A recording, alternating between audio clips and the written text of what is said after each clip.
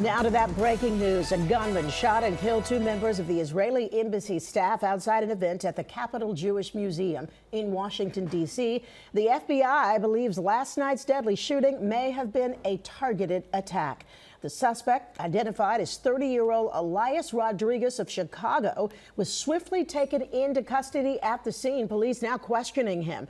The 2 people killed, identified as Sarah Milgram, an American, and Yaron Lashinsky, an Israeli citizen, a young couple about to be engaged. That attack triggered outrage and heightened security measures overseas as well as here at home.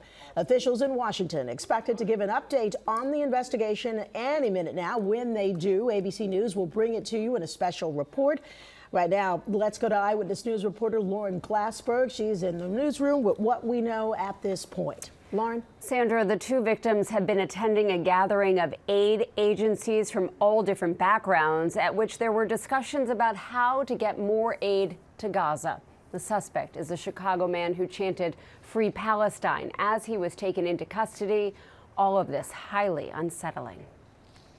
The couple that was gunned down tonight in the name of Free Palestine is a young couple about to be engaged. The young man purchased a ring this week with the intention of proposing to his girlfriend next week in Jerusalem. Dreams and plans stomped out as 30-year-old Yaron Lashinsky and 26-year-old Sarah Milgram were gunned down. He grew up in Israel, she was from Kansas, and they were devoted to careers in diplomacy. But last night, they were gunned down outside the Capital Jewish Museum in D.C. Mass casualty versus 1 and 2. Response 1, active shooter.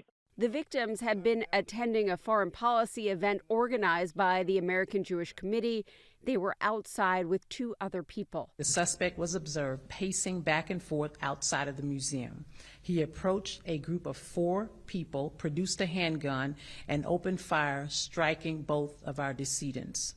After the shooting, the suspect then entered the museum. Inside, unaware of what happened, other guests offered him water. So the suspect came over to where I was, and we offered him water, and he reaches into his backpack and pulls out a keffiyeh and says, "I did it. I did this for Gaza." He wanted the cops to come in, and then he wanted to say, "I did it." Free Palestine! 30-year-old Elias Rodriguez was arrested. He is from Chicago, and police are now investigating his motive and whether he had any ties to any terrorist organizations.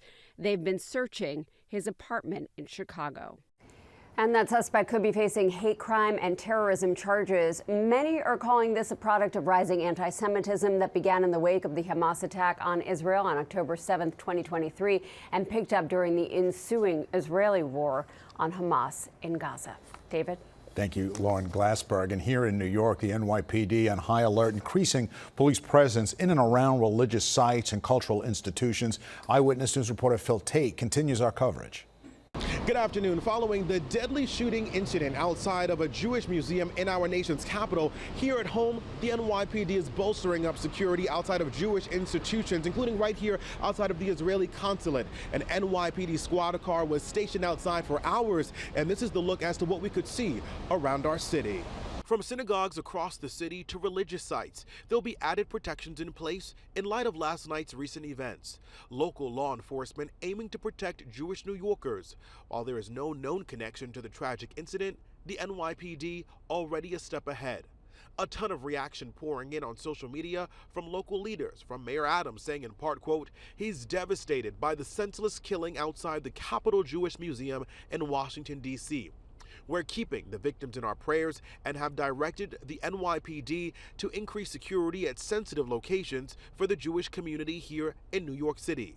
Rebecca Weiner, Deputy Commissioner for Intelligence and Counterterrorism, appeared on Mornings on 10, speaking on the efforts of the NYPD and reassuring New Yorker safety. That said, as we always do when an incident like this happens, whether it's in D.C. or around the world, we will, out of an abundance of caution, surge resources. And we've done so this morning. You're going to see that over the course of the day.